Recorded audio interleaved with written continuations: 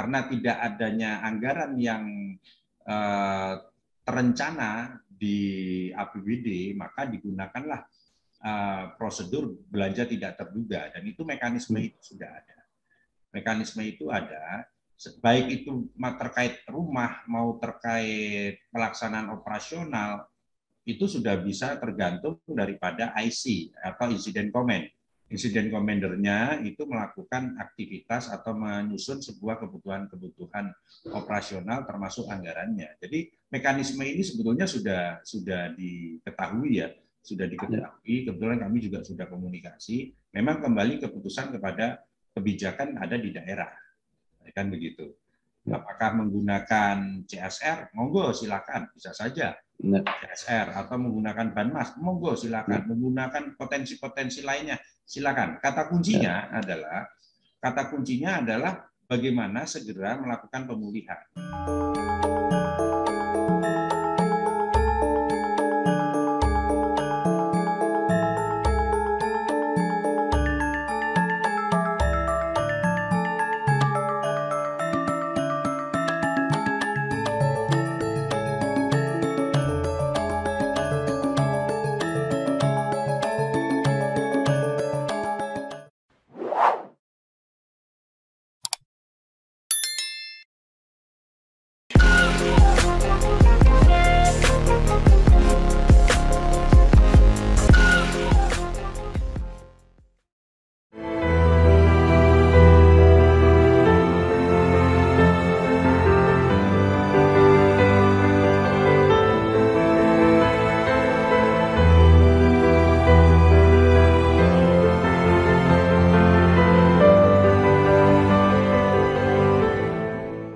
Assalamualaikum warahmatullahi wabarakatuh. Waalaikumsalam warahmatullahi wabarakatuh. Bersama saya Bambang Sadono di kanal Inspirasi Jawa Tengah. Mudah-mudahan kanal ini selalu bisa memberi inspirasi, motivasi, dan edukasi. Syukur bisa membantu mencari solusi. Kami sedang memperbincangkan masalah bencana alam, khususnya yang terkait dengan banjir bandang di Kabupaten Pati belum lama ini. Kami sudah bersama dengan Bapak Bergas Catursasi Penanggungan. Beliau adalah Kepala Pelaksana Harian BPBD Provinsi Jawa Tengah, Badan Penanggulangan Bencana Daerah. Apa kabar Pak Bergas? Alhamdulillah, baik Pak Bambang Sadono. Sehat, G? Alhamdulillah. Nah, tentu karena ini pertemuan pertama, saya mengucapkan selamat Pak Bergas dipercaya untuk menjadi Kalahar BPBD Provinsi Jawa Tengah. Matur suwun. Ya. Restunya. Cuma yang menarik mungkin ada cerita sedikit Pak. Namanya itu agak apa ya, agak aneh gitu ya. Mungkin bisa diceritakan. Bergas Catursasi Penanggungan. Itu apa Pak kira-kira? Kalau nama ya saya bayangkan saya karena sempat di Semarang ya, jadi Bergas itu dilala. Kalau sekarang ini Kecamatan Klepu itu jadi Kecamatan Bergas saya. Malah jadi nama wilayah. Sebetulnya kalau Bergas itu kalau orang Jawa itu katanya sih Trengginas ya, Trengginas. Ya, kemudian kalau Catursasi itu kaitan dengan bulan berarti. Kalau Penanggungan itu nama sebuah tempat. Oh gitu ya Pak ya. Tadinya saya kira nama Batak itu, bukan ya? Marga Penanggungan. Baik, Pak Bergas, ini ada fenomena yang sementara agak mungkin nanti lama-lama juga terbiasa, tapi agak aneh. Tadi saya wawancara dengan Pak Bupati Pati, Pak Arianto juga mengatakan, Pak, ini udan salah mongso, Pak. Gitu. Nah, bagi BPBD Jawa Tengah, apa yang dilakukan antisipasi dengan hujan yang sampai pertengahan tahun masih cukup tinggi dan menyebabkan luapan air di mana-mana, termasuk beberapa waktu yang lalu kan di Pelabuhan Semarang juga luar biasa itu. Nah, terakhir di Pati. Silakan Pak, monggo Pak. Jadi terima kasih Pak Bambang Sadono maupun pemirsa di channel Inspirasi Jawa Tengah. Jadi Inspirasi Jawa Tengah. Jadi begini, apa yang terjadi di Pati itu sebetulnya secara keilmuan pun bisa ditelisik sebetulnya. Di mana kalau kita melihat gejala alam atau gejala cuaca, di mana saat ini nih kita masuk di kondisi di mana yang mestinya kemarau, Hanya saja informasi yang diberikan dari BMKG bahwa kita memasuki kemarau basah. Artinya kemarau basah adalah di saat musim kemarau masih terjadi hujan. Nah, di kondisi ini sebetulnya menjadi kewaspadaan. Kalau kita ilmu Jawa itu ilmu titeh, ya mestinya menjadi suatu warning terhadap suatu gejala-gejala alam dan kita mestinya waspada. Di mana sebelum memasuki musim kemarau tentunya ada musim penghujan. Nah, pada saat musim penghujan tentunya pasti banyak jumlah air hujan yang jatuh ke bumi itu jumlahnya banyak. Kemudian menciptakan situasi di mana kondisi permukaan bumi atau tanah itu cenderung jenuh. Nah, ditambah lagi terjadilah kemarau basah. Maka tingkat kelabilan dari sebuah struktur tanah ini semakin tinggi. Karena posisinya di mana tanah ini sudah mengandung air, tanah bercampur air yang titik jenuhnya sudah cukup tinggi. Yang akhirnya lebih mudah labil, lebih mudah terjadinya pergeseran. Tidak berbeda jauh dengan posisi tanggul yang ada di Pati. Maka apakah itu bisa terjadi? Bisa, sangat bisa terjadi. Karena apa? Posisi tanggulnya saja itu sebetulnya posisi tanggul di Pati di kali yang arah Margoyoso itu sebetulnya ketinggiannya itu sudah cukup dalam ya. Artinya dasar sungai sama dasar permukiman itu sama. Sama, kemudian untuk air mengalir dari Gunung Muria itu hanya dibatasi oleh tanggul. Nah, tanggul kenapa kemarin yang di bulan sebelumnya itu sudah terjadi jebolan, kemudian saat ini jebol kembali, tentunya masa matang sebuah struktur beton itu ada masanya. Jadi sebelumnya sudah dikasih parapet, sudah dikasih cor-coran, sudah, tapi masa matangnya beton ini kan ada masanya. Ya delalah hujannya kencang lagi. Maka kalau sudah seperti itu terjadi retakan-retakan dalam sebuah struktur beton, wajar. Maka terjadilah jebol lagi. Nah ini kan hal-hal seperti ini mestinya memang sudah perlu diperhatikan. Tentunya oleh siapa? Yang berkaitan dengan yang mengurusi tentang daerah aliran sungai. Dan masyarakat ikut bergerak dalam hal apa? Menginformasikan terhadap tanggul-tanggul kritis. Termasuk kalau kejadian di masalah yang berkaitan dengan rob, ya sama saja sebetulnya, karena temboknya itu sudah cukup lama, sudah sekitar 20 tahun, ya tentunya perlu ada evaluasi dari para pemangku yang ada di lingkungan pelabuhan tersebut untuk mengecek kembali, untuk memonitoring, memperhatikan gejala-gejala. Sebenarnya itu kan ada proses sih, dan informasi dari BMKG sebenarnya sudah ada. Tapi biasanya kita agak sedikit dalam artian ya lupa dengan kesibukan sehari-hari dengan itu ya ini yang terjadi. Itu Pak Bambang.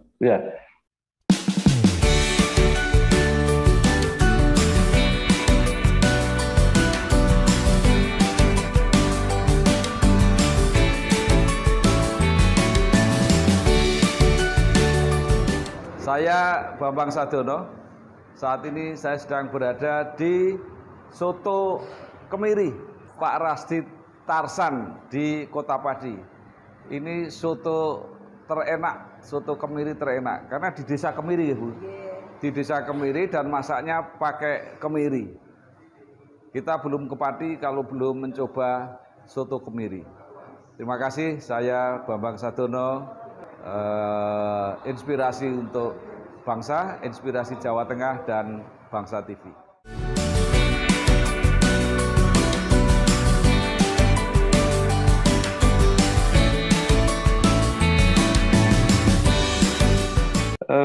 Baik Pak Bergas. Pak Bergas tadi mengatakan bahwa informasi atau ditajamkan menjadi peringatan BMKG itu sebenarnya sudah ada, bahwa potensi kemarau yang basah, curah hujan yang masih tinggi. Nah, apakah BPBD juga memanfaatkan itu untuk memetakan ancaman? Jadi misalnya ada survei atau penelitian potensi-potensi mana yang kira-kira akan terjadi bencana seperti tanggul yang kritis tadi di Pati atau juga yang di pelabuhan Kota Semarang dan sebagainya gitu, Pak. Ya, terima kasih. Jadi informasi yang disampaikan dari BMKG tentunya sifatnya masih umum ya, umum dengan menyampaikan pemetaan, oh di lokasi ini terjadi hujan, di lokasi ini terjadi kemarau basah, di musim ini dasarian keberapa masih terjadi hujan.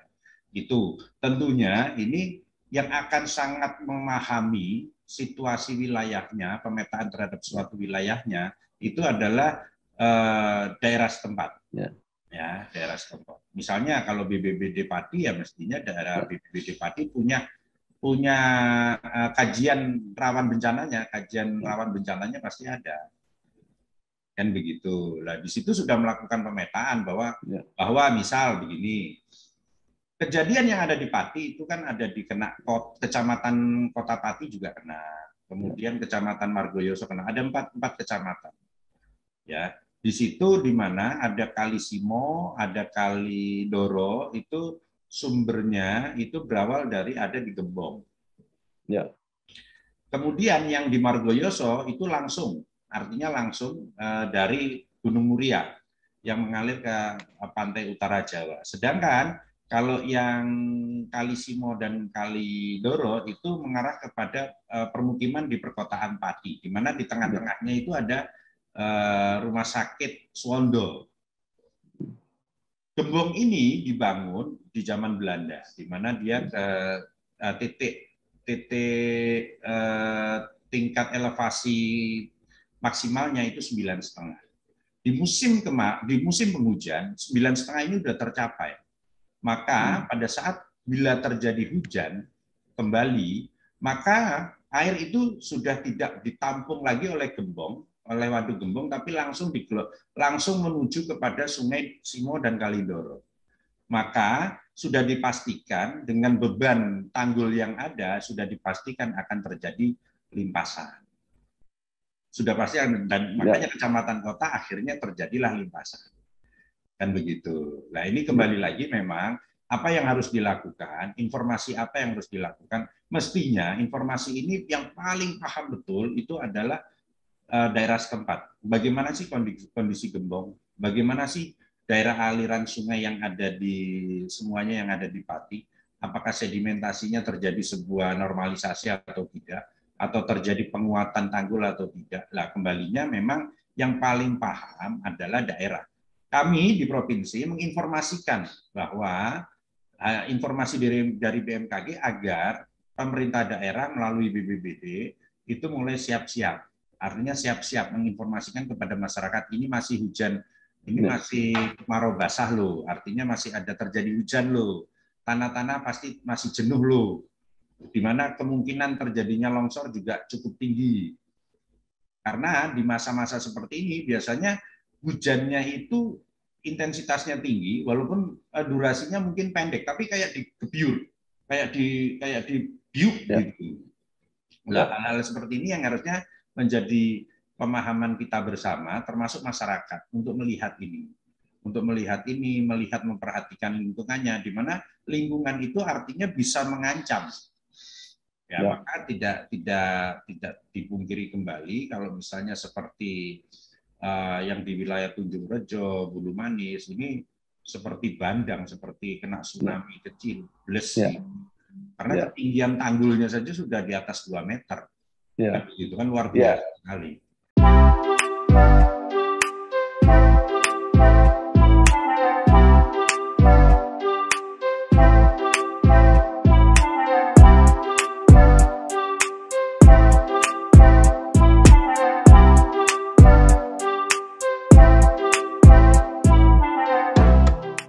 Saya Bambang Sadono, sekarang sedang berada di warung makan Rindu Malam bersama Ibu Resmiati.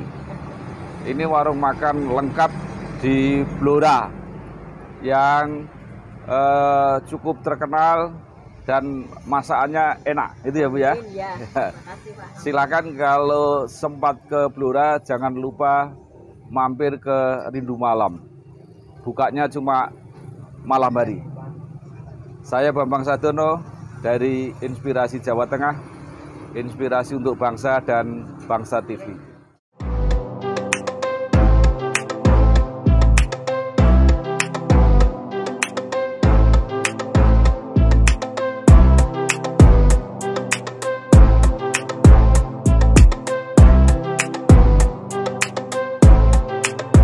Pak Bergas, untuk kasus yang Margoyoso itu, tadi saya mendapat informasi dari Pak Bupati, itu ada 18 rumah yang terkena, dan 5 itu hilang rumah itu.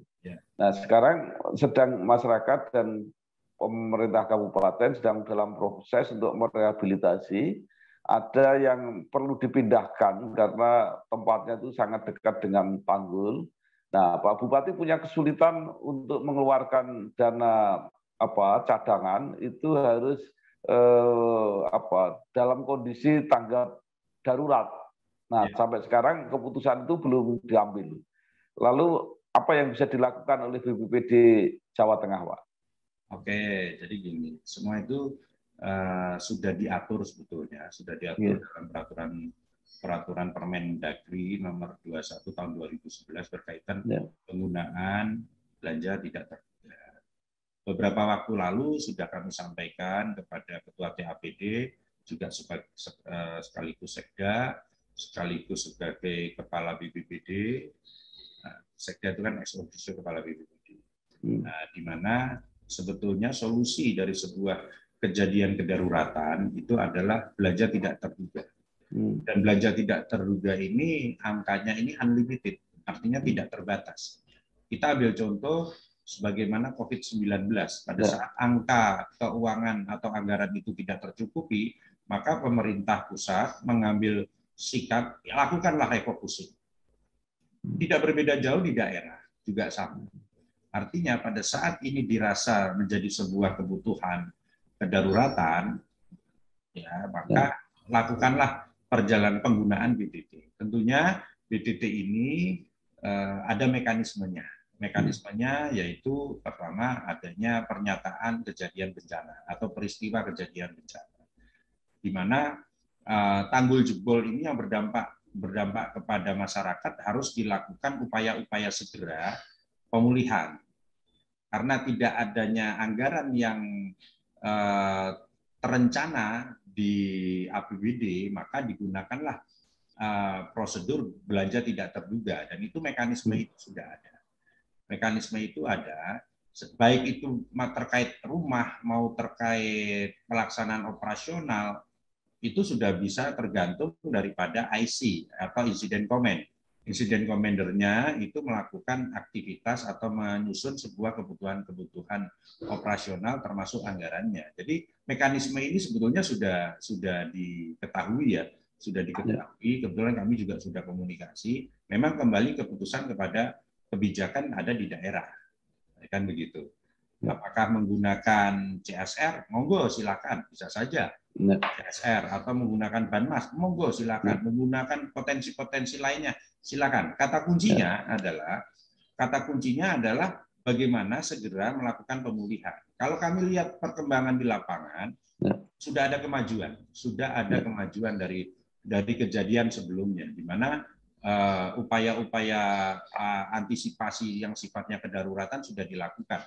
Misalnya perbaikan tanggul ini sudah mulai hampir, ya kalau dikatakan di atas 50% sudah sampai lah, sudah sampai upaya-upaya perbaikan.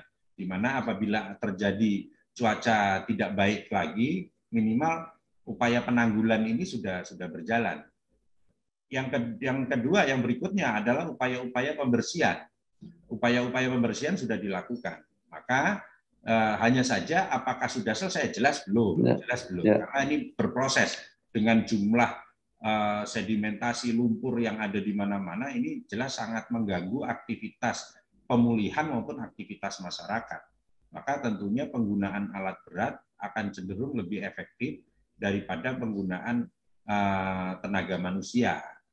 Tentunya seperti itu, hanya saja memang ini yang menggerakkan adalah IC-nya, IC commander-nya, IC commander. Sedangkan kami di provinsi mencoba untuk, bukan mencoba ya, kita mempraktekkan upaya gotong royong untuk membantu BBBD Pati, di mana masing-masing BBBD di sekitaran Pati itu yang kami tugaskan itu ada Demak, Kudus, Jepara, Blora, Grobogan. Itu kami minta untuk membantu baik prasarana sarpras tangki air maupun personilnya. Untuk upaya apa? Upaya membantu masyarakat melakukan pembersihan-pembersihan. Utamanya pembersihan yang sifatnya mungkin fasos-fasum ya. Fasos-fasum karena membutuhkan sarpras yang cukup banyak untuk membersihkan ini. Hanya saja kembali lagi, pada saat di titik tertentu yang jumlah sedimentasinya cukup tinggi, maka upaya penggunaan alat berat menjadi penting. Kan begitu. Nah, ini kan tinggal manajemen saja, manajemen pemulihan berkaitan dengan penanganan bencana yang di masa kedaruratan ini untuk dilakukan. Kalau lihat perkembangan di lapangan sudah ada progres, gitu.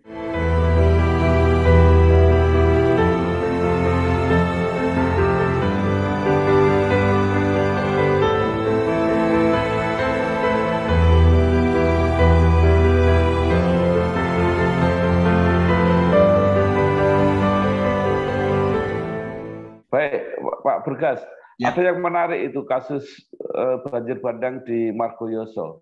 Itu kan sebelumnya sudah pernah terjadi, tapi yang kedua jauh lebih besar.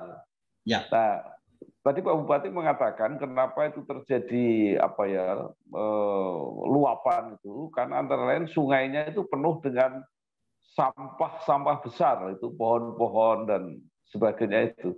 Nah, pertanyaan saya begini. Kalau sudah terjadi yang pertama itu kan mestinya pohon-pohonnya sudah hanyut, kemudian dibersihkan, tapi kok sisanya justru masih lebih besar, Pak. Itu gimana? Jadi gini, Pak. Yang di Margoyoso itu kan sungai yang langsung dari Muria. Sungai dari Muria tentunya pasti banyak material-material yang terbawa. Ya seperti itulah, material-material ini ada yang mungkin nyun sewu, mohon maaf, sepanjang aliran das yang melalui Muria itu rata-rata ada pohon bambu rata-rata. Pohon bambu. Nah, di pohon bambu ini tadi kan sudah kami sampaikan bahwa ini musimnya kemarau basah. Di mana titik pada saat musim penghujan, tanah tanggul ini sebetulnya sudah jenuh. Kan begitu. Karena sudah jenuh, di mana pinggiran sungai das itu rata-rata tertanami oleh pohon bambu. Nah, pohon bambu ini kalau sudah tinggi, dia kena angin, dia seperti didongkel. Padahal dia ada berada di pinggir sungai. Maka terjadilah retakan-retakan di dangkelnya bambu. Nah, pada saat hujan masuk itu. Masuk yang akhirnya membawa longsoran di pinggiran tanggul, di pinggiran sungai, yang bambunya masuk ke aliran sungai. Terbawalah itu sampai di bawah. Itu material itu kalau menghantam tanggul luar biasa, Pak. Beratnya itu luar biasa. Ya, maka terjadi beberapa banyak titik tanggul yang jebol. Pertanyaan kami, ada satu titik, sebetulnya ini sudah cukup lama.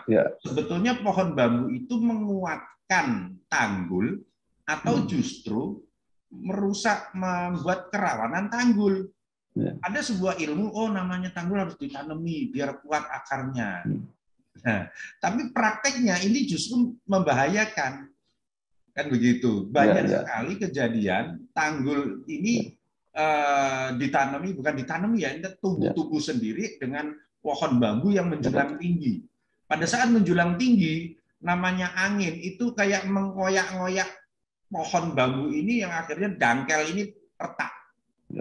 Retak, kemasukan air, longsor, dia masuk ke dalam sungai, ke bawah arus, sudah deh. Itu namanya dangkel, itu kayak palu hantaman besar itu untuk nambah. Nah, gitulah gambarannya. Ya.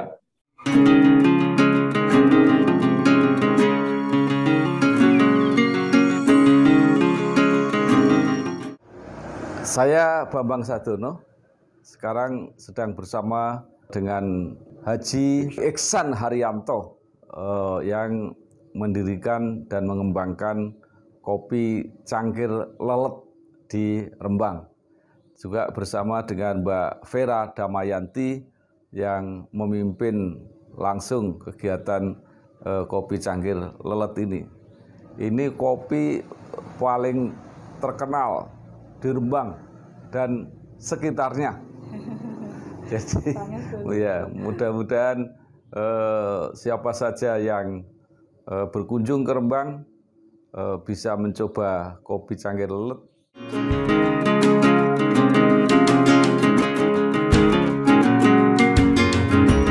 Baik, Pak Bergas. Ya. Sekarang belajar dari kasus Pati ya, termasuk yang Semarang kemarin juga, bahwa tadi curah hujan yang tinggi masih bisa terjadi di awal-awal kemarau atau bahkan di tengah kemarau.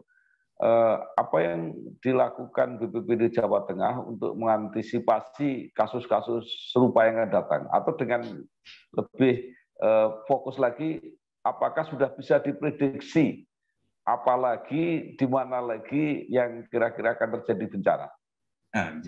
Sebetulnya gini, Pak. BPBD Provinsi yaitu memberikan layanan informasi. Tentunya layanan informasi itu berkaitan juga dengan edukasi. Sebetulnya kata kuncinya itu mengingatkan. Mengingatkan. Dengan informasi-informasi yang ada, kita saling mengingatkan bahwa di musim seperti ini yang perlu diwaspadai apa. Kembali lagi, berkaitan dengan pemetaan wilayah, kondisi yang paling rawan, itu yang paling paham adalah yang di situ, atau di daerah itu. Tentunya BPBD maupun BPBD melalui jaring kewilayahannya, baik itu melalui kecamatan, desa, memberikan informasi-informasi, waspadaan apa yang harus dilakukan. Kan begitu. Sebetulnya masyarakat itu berdasarkan perjalanan ilmu TIPEN itu sudah memahami. Hanya saja kalau sudah berbicara berkaitan satu rumahnya di situ, dua di pinggir tanggul, tanggulnya penuh, tentunya rasa kekhawatiran itu ada, was-was itu ada. Mereka siap, mereka waspada. Tapi kalau sudah bicara nah itu beda cerita sudah. Sudah beda cerita. Posisinya di mana tidak ada peralatan apapun pada saat terjadi bocoran tanggul sebesar itu yang mampu menahan. Tidak ada. Yang bisa dilakukan adalah menerima. Tentunya yang bisa dilakukan sebetulnya setelah kejadian itu adalah upaya-upaya perbaikan. Tapi pertanyaannya, perbaikan seperti apa untuk menahan itu? Nah, kan begitu. Ya kan? Jadi memang harus dilakukan adalah upaya-upaya penyelamatan aset.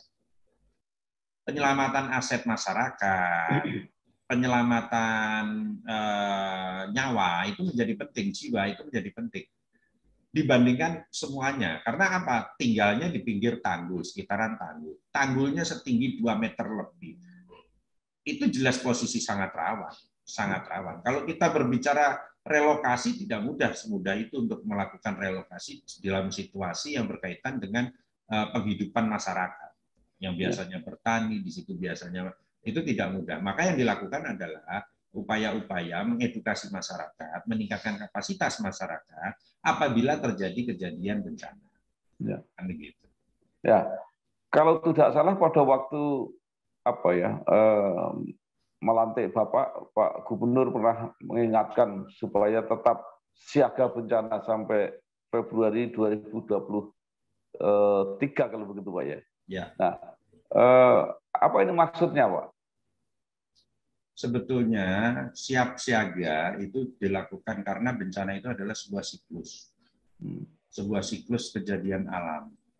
Kalau kita berkaitan dengan siap siaga, artinya mengingatkan terus, mengedukasi terus, memberikan peningkatan kapasitas terus kepada masyarakat. Hanya saja karena alam itu kita tidak bisa banyak memprediksi, misalnya akan jebol di titik ini. Nah, itu tidak mudah kalau itu. Hanya saja pada saat jebol apa yang harus dilakukan. Nah, kan gitu yang bisa dilakukan begitu. Pada saat terjadinya jebol apa yang bisa dilakukan. Sebelum terjadi jebol apa yang bisa diamankan. Nah, itu yang penting kan di sana. Karena apa? Kita bicara kekuatan tanggul itu kembali lagi pertanyaannya. Pada saat dikatakan informasi, oh tanggul ini kritis, apakah langsung terjadi perbaikan di sana? Kan menjadi tanda tanya lagi. Nah, kan gitu akhirnya. Ya kita mencoba memahami situasi saja. Jadi masyarakat harus bisa bagaimana sih mengantisipasi pada saat sebelum terjadinya kejadian sama setelah atau pada saat terjadinya kejadian. Kalau sebelum, oh berarti sudah mulai menata, oh rumahnya biar aman begini, lingkungannya biar aman begini, kan begitu.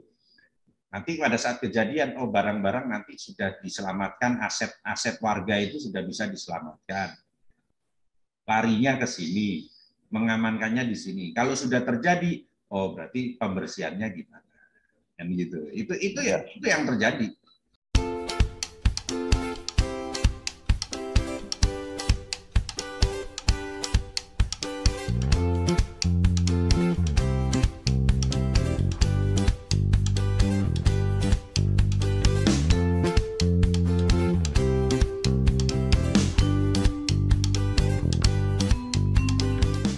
Saya Bambang Sadono merekomendasikan sate rumah makan Sambung Roso, sate kambing muda, ada gulai, tongseng, tengkleng.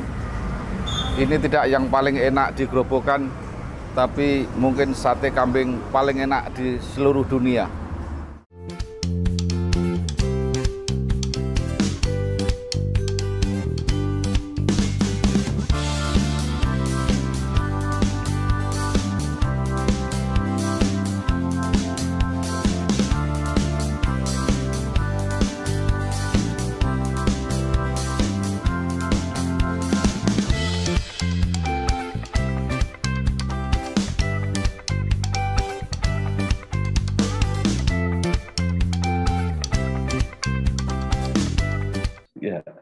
Baik Pak, terakhir pertanyaan saya begini, BPBD ini kan wujud komitmen pemerintah yang sangat memperhatikan, mempedulikan bencana alam yang mungkin kelihatannya ke depan ini kok makin frekuensinya makin banyak dan makin berat.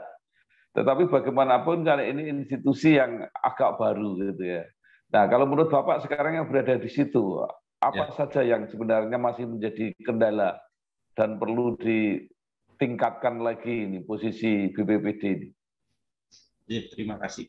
Sebetulnya kami di BPBD ini tidak baru Januari kemarin, Pak. Ya. Jadi saya sebelumnya itu sudah pernah di BPBD Kabupaten Kudus, sebelahnya Pati. Ya. Dan selama 6 tahun kami bergaul dengan situasi cuaca, baik itu kemarau maupun hujan.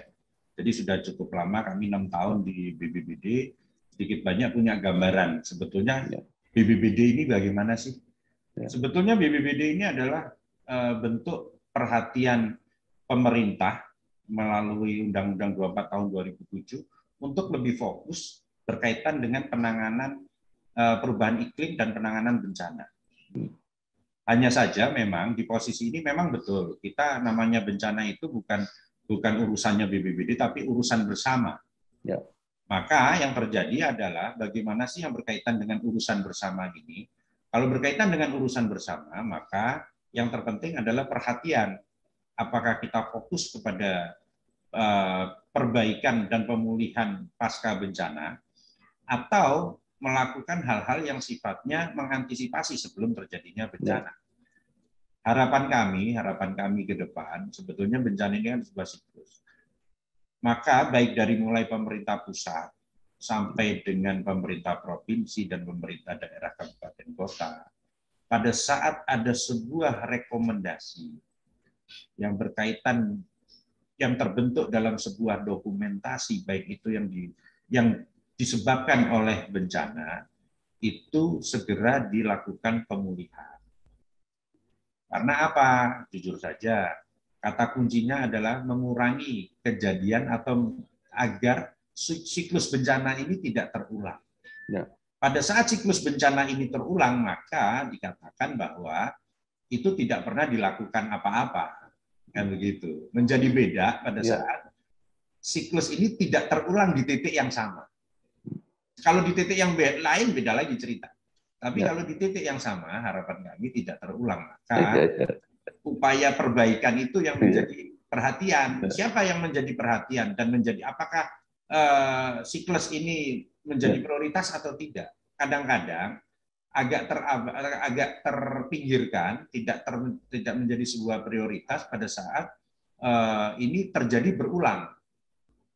Kan ini bicaranya kan macam-macam akhirnya. Perhatiannya kan banyak unsur, banyak stakeholder, banyak pengambil terkait, berkaitan kepentingan yang berkaitan dengan ini. Maka ini menjadi prioritas tidak? Ya, kalau untuk Margoyoso itu kan terulangnya cepat sekali, Pak. Ya, sebetulnya begini, kalau berkaitan dengan Margoyoso, dengan sungai yang ada di sana jelas kok. Tadi tidak kami sampaikan bahwa sungai di Margoyoso itu, dasar sungainya itu sudah sama dengan dasar permukiman. Maka apa sih yang harus dilakukan? Sebab-sebabnya apa sih? Kita ketahui bahwa Gunung Muria itu pada saat dia turun, kalau warnanya coklat, air sungai itu warnanya coklat, sudah dipastikan membawa sedimentasi. Maka yang perlu dilakukan adalah normalisasi. Kalau tidak dilakukan normalisasi, maka akan terjadi terulang. Nah kan gitu kan logika sederhananya, nggak usah pakai ilmu berat-berat sebetulnya. Jadi pertanyaannya kemungkinan terjadi lagi masih mungkin, Pak, itu ya? Ya, selama tidak sekarang panjang sungai Tanggul Margoyoso itu kan cukup panjang. Pertanyaannya, tanggul itu sudah berapa lama? Kondisinya rentan tidak, rawan tidak? Kan bisa dilihat sih sebetulnya. Sebetulnya upaya pemerintah pusat sudah dilakukan, jujur saja sudah dilakukan, upaya-upaya penguatan sudah dilakukan ya. Tapi memang tidak bisa seluruhnya. Kalau kita memperhitungkan jumlah panjang tanggul itu luar biasa, sangat luar biasa. Kalau kita perkuat saja, memang rekomendasinya jelas. Rekomendasinya ya, 1, lakukan normalisasi. 2, lakukan penguatan tanggul atau peninggian tanggul.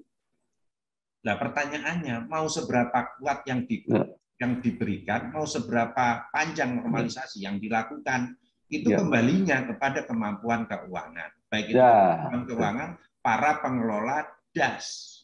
Kan begitu.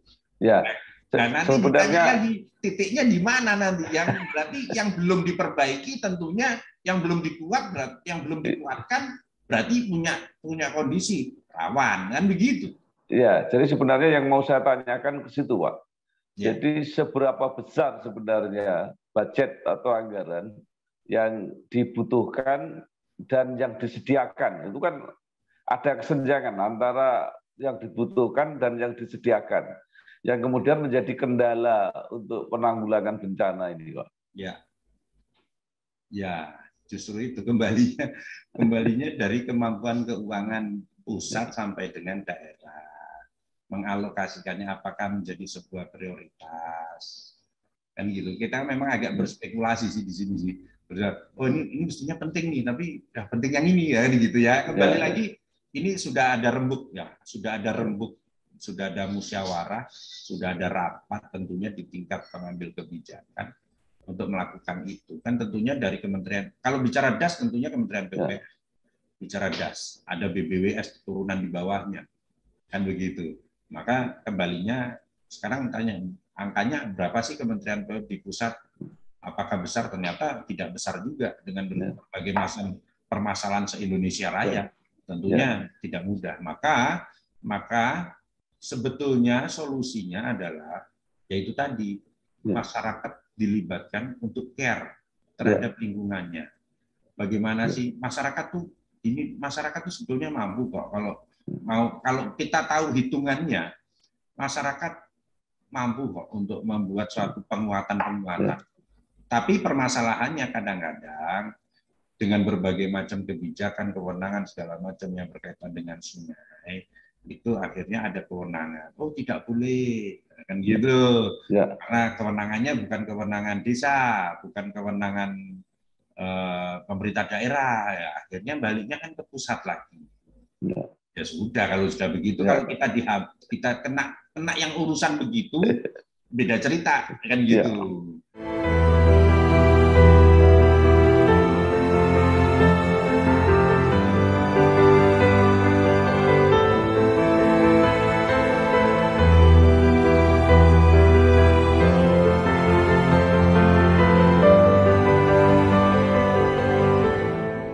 Ya, baik.